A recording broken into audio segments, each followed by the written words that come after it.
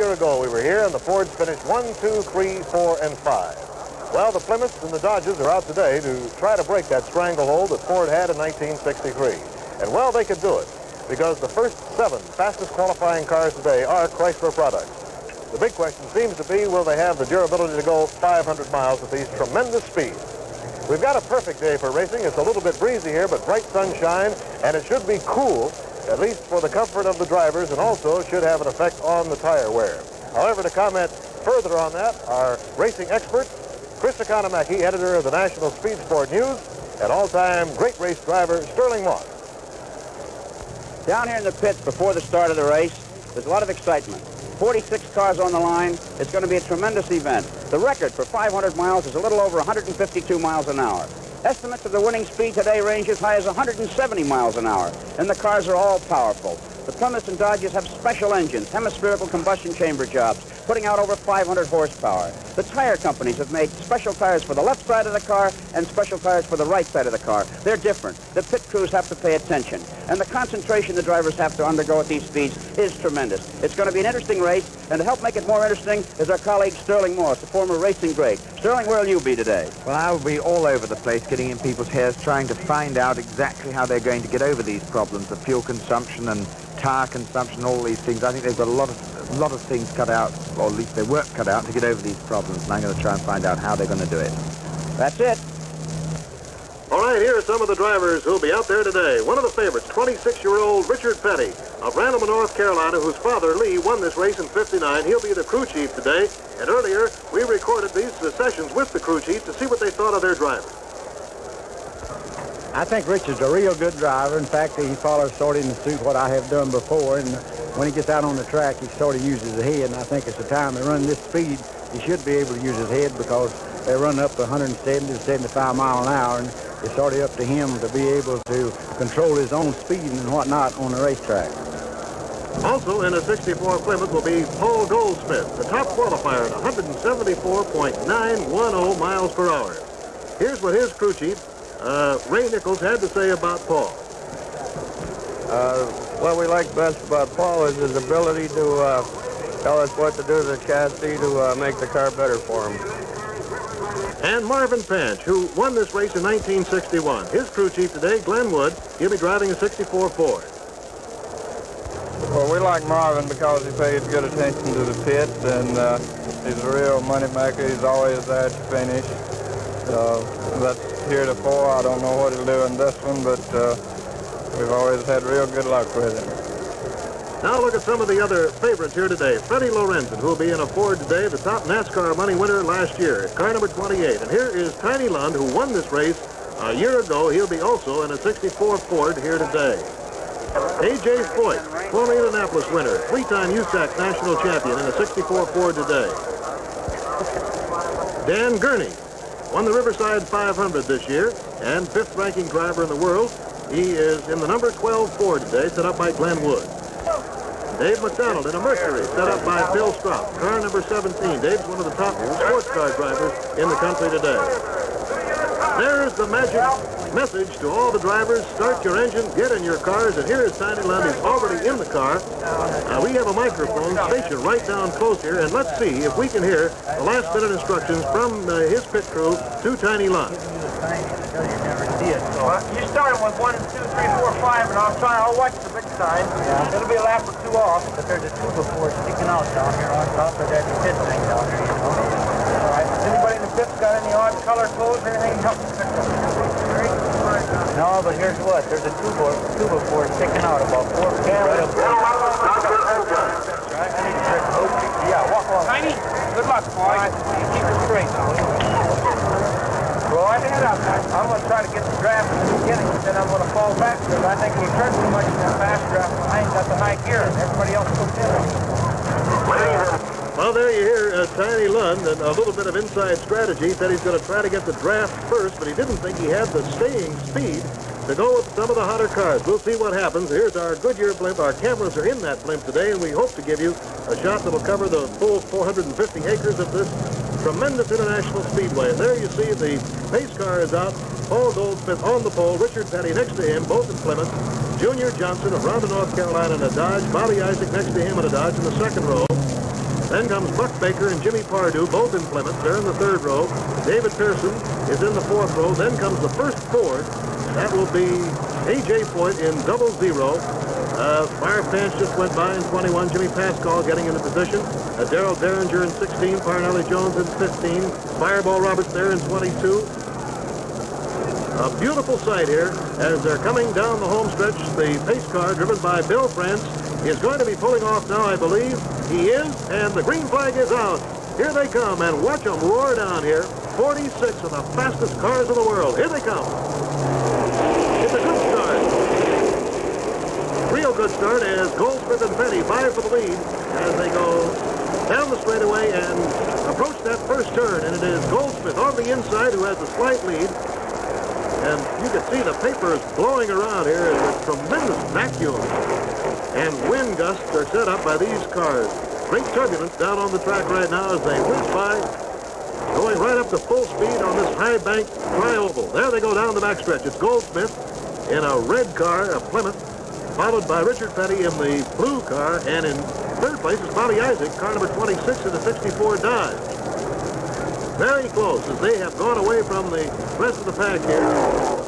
In fourth place, Buck Baker, then Jimmy Pardue, Davey Pearson, A.J. Foyt,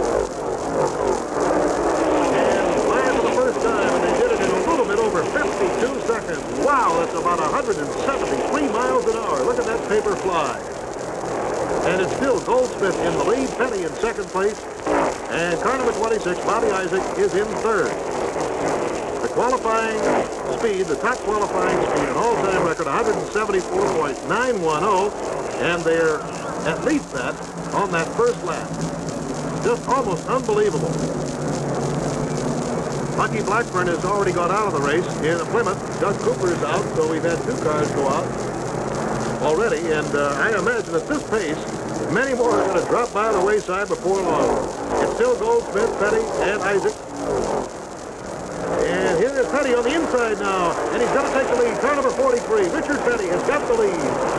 And Goldsmith is back in second place, and Isaac is in third. So Richard Petty has taken over the lead there on the inside in that 64 Plymouth. We're in the middle of the seventh lap right now, and Richard Petty has the lead. And look at Bobby Isaac close up on him in that bright red 64 Dodge, and he's going to get him, I believe. Bobby Isaac has taken the lead from Richard Petty. Petty in car number 43, Isaac in number 26. Look at them battle it out. They've left many of the cars behind them. And here they come down in front of the home stands. It looks like Petty now has hooked on for a little bit of a draft. Could be that he's trying to slow up a little bit to save some fuel. He's had some great speed. Unofficially, we had him up around the 174 mark, and get this, the official time on lap number 6, a new all-time record, 175.095 miles an hour. Here's Lorenzen getting his draft. Let's get down to Sterling Moss now and get his impressions. Sterling? I see that Petty's now dropped back to get his 5 laps, I guess, a tow to save his gas. He told me that although he hasn't got a fuel gauge, as one knows it, he's got a pressure gauge, which as soon as he sees it flick, he must come in and stop and take off on gasoline. Now, in the other race that he was in, he lost it by literally inches. And I must say, at that time, I felt that he slightly misjudged because he had 20 seconds lead just before, and then on the last lap he ran out of gas. Okay, Bill, thanks. Back to you. All right, Sterling, I'm sure it's noisier down there than it is inside a race car. Now here's Wendell Scott coming into the pits, and here is Richard Petty going to take the lead again. Petty has retaken the lead from Bobby Isaac, and look at Petty go in that light blue Plymouth. Great speeds that they have shown here in the first 10 laps. Petty in front, Isaac in second place. And this might serve a good place to get a word with Richard Petty. A little bit earlier, Chris Economaki talked to this tall, lanky driver from Randall, North Carolina, who's only 26 years old, whose father is his crew chief. So let's go to that interview right now with Richard Petty. Richard, you ran out of gas in your 100-mile qualifying race. What kind of strategy are you going to use today? Well, I hope my strategy is a little bit different so I won't run out of gas, but the way I run the race will probably be used about the same way today. We'll run just as hard as we can, and when we need something, we'll come in and get it. How many pit stops do you foresee? Well, the way I run Friday, I'll have to make 5, but if I can get drafts and everything, we might possibly make it on 4, but we'll probably have to make that last one just maybe 4 or 5 gallon gas. All right, Wendell Scott back onto the track now. The car number 34, they had to click. Oh, what's that? There's a spin right in front of us down here, and he's got it under control. It's car number 16, Darrell Derringer, who spun right in front of the grandstand in his 64 Mercury, and he's going to continue in the race. Going to go back out there. He got his car a little bit out of shape, apparently, and held on to it. Great sigh of relief goes up as he goes out, and there's another car slowing down. It is number 22, Fireball Roberts. Fireball Roberts slowing down in his 64 Ford in the backstretch. 2 more cars in the pits, Chris. Plymouth and Dodgers are having early race trouble here with 2 drivers who were given great chances of winning in the pits. Bobby Isaac in car 26 and his teammate, Paul Goldsmith, number 25, in the pits with trouble. Sterling Moss is down there. We'll wait for him to get back with a report. Okay, Chris, more things really happening fast. Here's another car, blown engine. Looks like he's smoking. It's Bobby Johns, car number 7 in a Pontiac. And looks like he is going to be slowing down and coming in. You saw Fireball get out of his car, so he's out of it.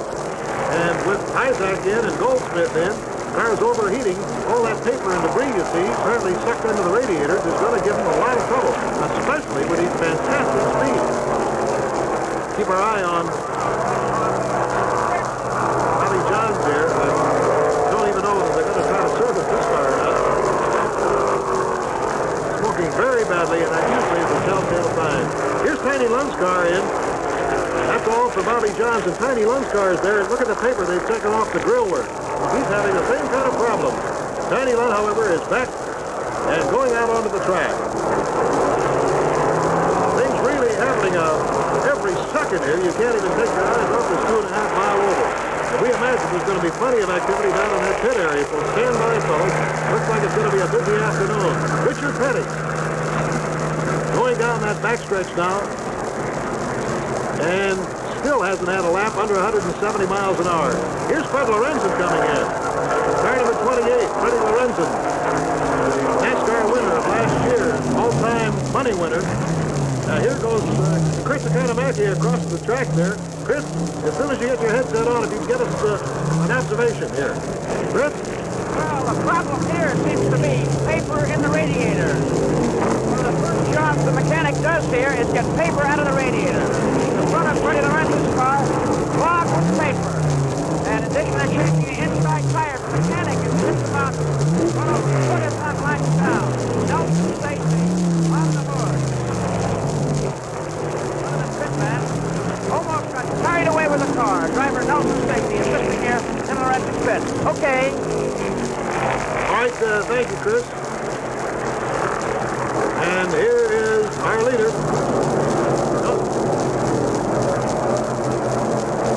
This is Richard Petty, car number 43. And he's still got a real good lead. Let's go down to Sterling Moss now. Sterling, you have an Thanks very much, Bill. I've just got back from the pits of the Plymouth and Dodgers, and Goldsmith and Isaac and Pardew were all in with overheating trouble. Richard Petty in the lead on this 38th lap. There comes the time now when most of these cars are going to have to start making pit stops.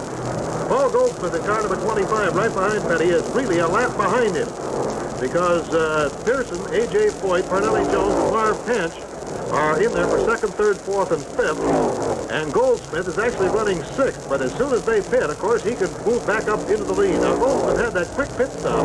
Don't know, really, whether he got fully serviced or not. Here's Petty slowing down, and his pit crew is getting ready for him. So that means that Dave Pearson now has taken over the lead. A.J. Foyt is in 2nd. Parnelli Jones is 3rd. Panch is 4th. They have pit stops to make, and here comes Richard Petty, and Buck Baker's coming in too, the sister car to this one. So let's go down to the pit area and Chris Economaki. Chris? Buck Baker and Richard Petty, both have come in, apparently out of gas because of the slow speed which they approach their pits. The tough job for the Petty pit crew because 2 cars in at the same time. Richard's car is getting more attention than his Buck's car. Tires going on the outside of the Petty machine. Gas in, and this is frantic down here. The tires are being rolled around. Cornelli Jones is now in the pit. It looks as though this is the routine time for that row of first pit stops. Or rather, one of the Mercuries, not Cornelli Jones, one of the other Mercuries is in, and they're blowing the paper out from the radiator. The litter that's collected on the radiators is now an added job for the pitmen to perform, to get these radiators clean. Baker goes out, running over one of his tires, and Richard goes back into the contest. Okay, Chris, and here is Paul Goldsmith, who has a great opportunity now to get into the lead. As soon as Pearson and Foyt and Jones and PANCH come on in, so Goldsmith is running a real good spot here in that bright red 64 Plymouth. And here comes A.J. Foyt. A.J. Foyt is coming into the pit area, and let's go down to him. Chris? A.J. Foyt comes in for a fueling stop. And without waiting to check, they jack the right side of the car up to change the tires there. One can of gas in, two cans of gas in. And Foyt's the calmest man on the car. Tire wear is being measured with needle-like gauges by the Goodyear technician to see whether or not it's time for a change. Now they're getting more than two cans in. Foyt must have been out of gas. These cans hold only 10 gallons, and they put two in, and they're topping off a little bit with a third one. And they're sending him on his way. Okay, A.J. is back out there now, but Pearson, PANCH, and Jones have come on in, and they've been serviced during that pit stop. A lot of frantic activity, as Chris told you. And look at Richard Petty move there to the left of your picture, car number 43, really going now, trying to catch Paul Goldsmith in car number 25. He's about half a lap behind him. Marvin PANCH in car number 21 there is a lap back. So Petty now has his work cut out for him, and the question will be, is Goldsmith going to be coming into the pit? That'll be the thing that everybody's going to be wondering about. Whether Goldsmith is going to have to come back into the pit area to get some gasoline and get some tires. Paul Goldsmith now races out of Mexico City, and one of the most knowledgeable drivers around. Chris Economaki talked to him earlier. How about the wind? The wind, I think a lot of it depends on your automobile. And this car that I'm driving, a 64 Plymouth, it just doesn't seem to affect it. I've run in 30-mile-an-hour winds, and I'm not too hampered by the wind. Paul Goldsmith, pole starter today. Okay, just during that time, Goldsmith came into the pit. Just during that time, we took out. Will be going back out on the track. We're on the 53rd lap right now, and here's the leader, Richard Petty. The average speed for 50 laps, 168.539 miles per hour. And this tremendous pace has taken its toll of some of the main drivers and cars. Freddie Lorenzen in a 64 Ford is out with a transmission trouble. Bobby Marshman in a 64 Ford out with an overheated engine. Bobby Johns in a 64 Pontiac blew up. You saw that one happen, car number 7. And Fireball Roberts quit on the backstretch with transmission trouble in the 64 Ford. So right now, Richard Petty out in front. And, oh, there's trouble up in the front of the stretch right here. Our car has kissed the wall. It's car number 6, David Pearson, running in second place right now. It looked like the right front tire blew out. Parts of that tire scattered all over the track. And that car just hugged the wall. Thank heaven for that, because there was a lot of traffic behind him. Here we can see movement in the car. Pearson appears to be all right. He's going to be climbing out of there. Now the question is, how is he going to get off the track? Cars are still moving down. He's got about a 12-foot wall to get over. The yellow flag is out, and the pace car has moved out onto the track. Bill France sensing immediately now that they're going to have to get that car off the railing and get Pearson off to the infield. So they've slowed down considerably, and now they're pulling the car off the track, and there's lots of oil out there, so it's going to be some time before the green light goes on again. Well, over here in the pit, the big question is, will number 43, will he be able to keep ahead without a draft and not have to stop one extra time for gas? Because the others are bunched up behind him, quite a long way behind him, it's true, but they're using each other's draft to keep going at a high speed. will 43 Petty, will he be able to keep going and cut down one stop? Well, anyway, over to you, Bill. All right, Sterling. And right now, Richard Petty is moving into a little bit of traffic. We're going to try to pick up a timing on him to see what kind of a pace he's setting here as he goes around this tri-oval at the Daytona International Speedway. Keep in mind that if he does it in 53 seconds flat, he'll be at 170 miles an hour average speed. This means that at times he can be doing in excess of 180. Incidentally, at the end of 90 laps, and we're on the 96th right now, the speed dropped down to 159 plus, but that was due primarily to 8 laps under the caution light due to Davy Pearson hitting the wall. Because earlier they'd been running about 169 miles an hour and it dropped off, but it looks like he has picked it up considerably since that time. So here is Richard Petty coming around, and we'll head down the home stretch in front of the grandstands here before a tremendous crowd of more than 80,000 racing fans. Here he comes. 52.6, and that is calibrated to 171.102 miles per hour for Richard Petty in that 64 Plymouth, who right now is leading as we come very close to the halfway point. Remember, however, he's got to make a pit stop here before too much longer. He took one at 38, another one at 56 under the caution light. And now A.J. Foyt really moving. And Marvin Panch hooked right on there, drafting him. And there's Darrell Derringer coming up rather quickly after that rather disastrous spin earlier in the afternoon. So A.J. trying to pick up ground on Petty. And let's see if we can get an interval between these two cars right now to give you an accurate appraisal of just how far A.J. is behind. It looks like it's going to be at least 2 miles over the 2.5-mile track. You know, there's 4 solid hours of sports entertainment Saturday afternoons on most of these ABC stations. Challenge Golf leads off the lineup, and it's followed by the exciting Professional Bowlers Tour. Then ABC's Wide World of Sports completes the triple header with an hour and a half of the top athletic events from all over the world. And boy, this is one of the top ones right here, the 6th annual Daytona 500. Speed's unbelievable. As Richard Petty forcing many of the cars out with a blistering pace. There it is, 41 seconds A.J. has to make up. That's just a little bit over 2 miles. Now let's hear what A.J. had to say before the race. Chris Economaki interviewed him. A.J., with the speeds going up and up here at Daytona, does your Indianapolis experience stand you in good stead?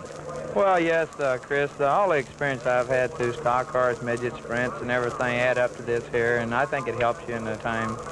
How about this drafting technique? Is it more important today than it has in the past? Well, yes, Chris, because we're having to draft. It seems like the Dodges and Plymouths are a little bit faster than we are, but the other day I was lucky enough to hook onto one and draft them, and that's what I intend to do today, is just try to draft all day long. Okay, and here comes Richard Petty into the pits right now, so let's get on him right now because A.J.'s now in the lead. Chris? Here's Richard Petty coming in. Car number 43, goggles down, and a big smile on his face as he rolls into the pits here for a routine pit stop, and a happy pit crew goes over there. They're checking that right side tires. The jack goes up. Tire technicians measure the tread wear with their measuring devices. And the work is going on.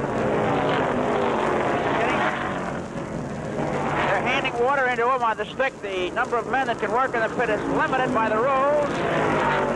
Richard Petty leading this race by a wide margin. Waits while his car is worked on, and it seems a long wait for drivers in this particular situation in the race.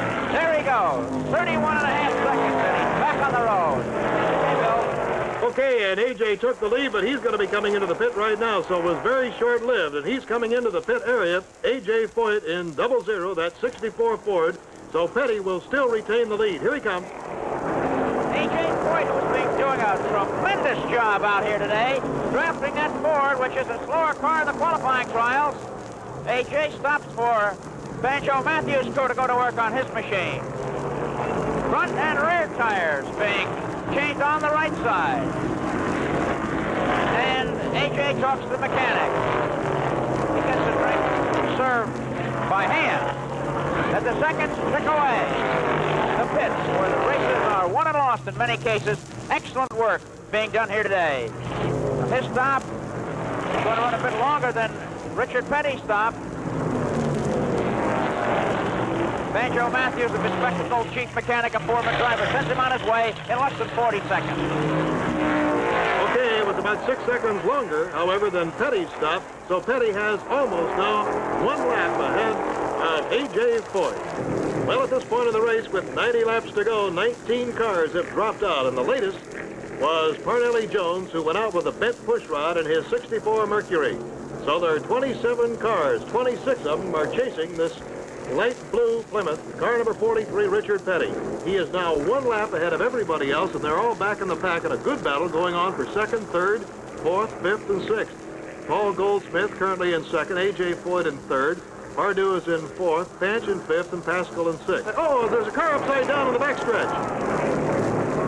Apparently, Jarrett in 11, you can't see him in your picture, but here's Rutherford upside down. Jarrett in 11 is up the track from him. Apparently they tangled, and Rutherford, with sparks flying as the roof of that car went grinding down the track, got upside down.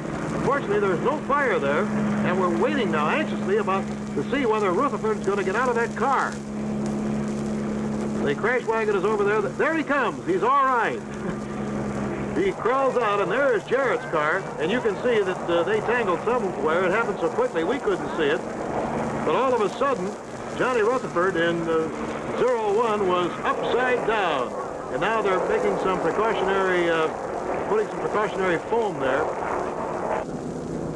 And the yellow flag is out, and Petty is going to come into the pit right now. He's going to come in under the caution flag. Here's Richard Petty, car 43, the leader, getting a break with the yellow flag coming in for the pit stop.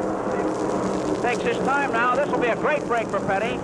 For rather than losing a lap, he'll get the work done, back on the track, and get back onto the tail end of the track, which will be stacked up behind the safety car.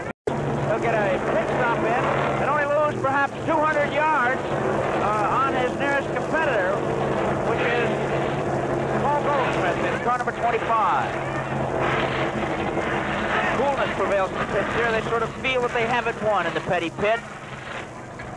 Racing dad, who was a champion before him, ran running the pit operation on this very fast 1964 Plymouth. And they send him away. That's it. Okay, Chris, the yellow caution light's still out, clearing up that debris on the backstretch. And A.J. Foyt probably will take an opportunity. He's slowed way down. A.J. currently running in 3rd place. Goldsmith is running in 2nd. And A.J. is now coming into the pit area, Chris. And A.J. Foyt, the 3rd place driver, and the 00 Ford is in the pits now. And this time it's under the hood for some work. The addition of oil. These engines are really straining to maintain these close to 170-mile-an-hour speeds. Foyt calls to his pit crew. The roar of the engine here makes it very difficult to understand what he's asking for. He's an insistent driver. He's taking a drink. He hates to see those cars passing him on the straightaway. Indianapolis winner, 3-time National Open Cockpit champion, A.J. Foyt of Houston, car 00, has been up with the runners ever since the green flag fell today.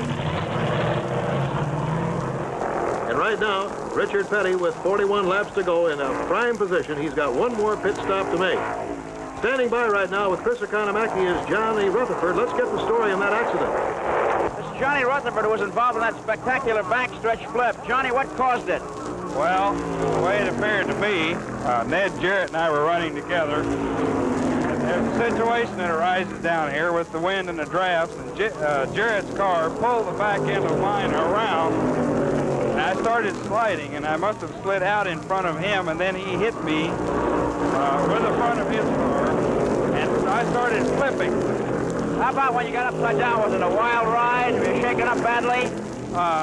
Not too badly. I'm starting to get a little stiff. It was a pretty rough ride. The main thing was getting the sparks from the top. It was sliding right upside down, and the sparks from the top was burning me just like welding without a shirt. And how far along did you go upside down? Oh, I would judge about 300, maybe 400 yards, Chris. It was quite a ride. I didn't know where I was or if I was going to get hit again or just exactly what was going on.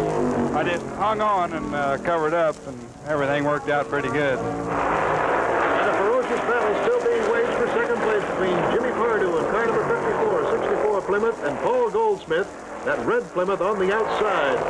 They've been battling each other for that number 2 spot.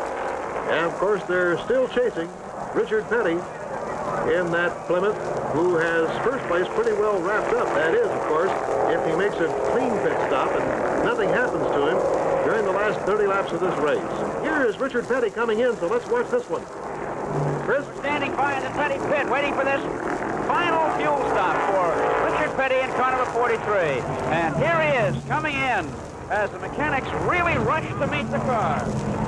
Gasoline, water, going, let's try and see what he's saying. Stealing Richard Petty's words as he waits for the word. His face is clean. He looks very calm. In fact, the inside of the car is absolutely immaculate. Tremendous noise down here as he revs the engine high. In fact, this new Plymouth still has the warranty sticker on the rear quarter window. And there he goes. Richard Petty on his way to what looks like an impressive record-breaking victory in the Daytona 500. And now we're coming to a windup of a very exciting afternoon here at Daytona with Paul Goldsmith trying desperately to hang on to that second place and Jimmy Pardue chasing him. And Richard Petty has a lap on both of those cars. So all he'd have to do is just keep it running and he'd be in good shape. And look at Pardue make his move now, moving up, and it looks like he's going to take Goldsmith. Jimmy Pardue moving into second place. Goldsmith dropping way back, and it could be that Goldsmith is going to come in. We'll take a check down here in this pit area. Goldsmith's crew getting ready, and it could be he's going to stop. So, Chris, if you're there, we'll tip you off that the Goldsmith may be coming in. Here he comes. And so Pardue has moved into second. Chris?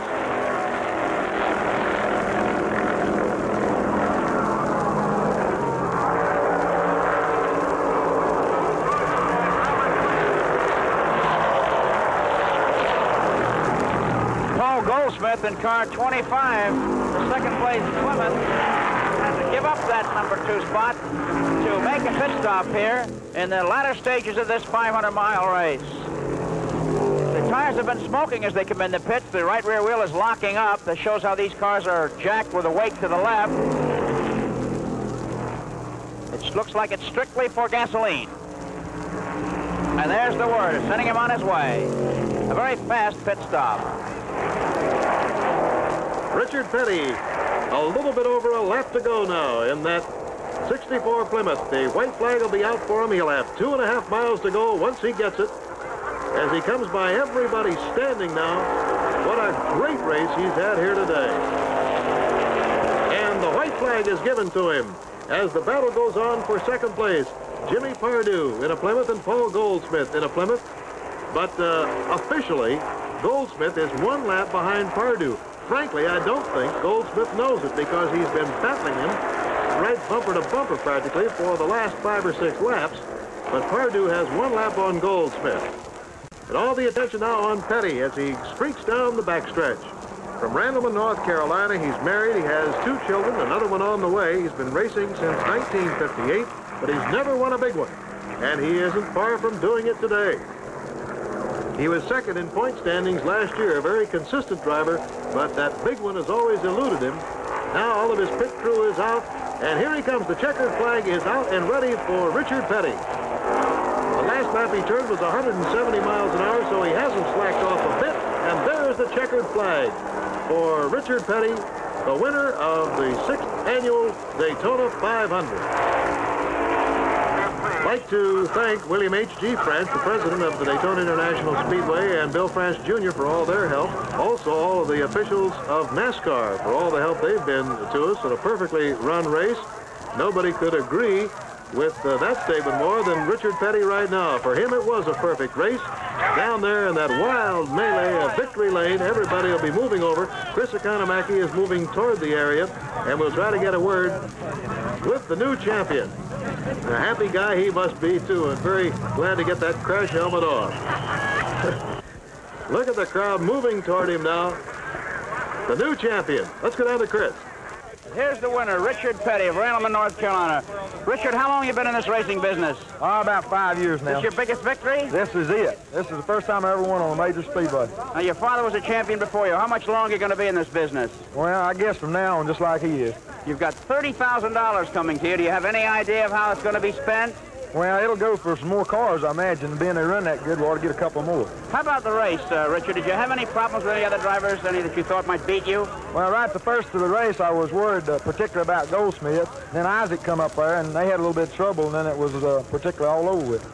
You made 6 pit stops. Why so many?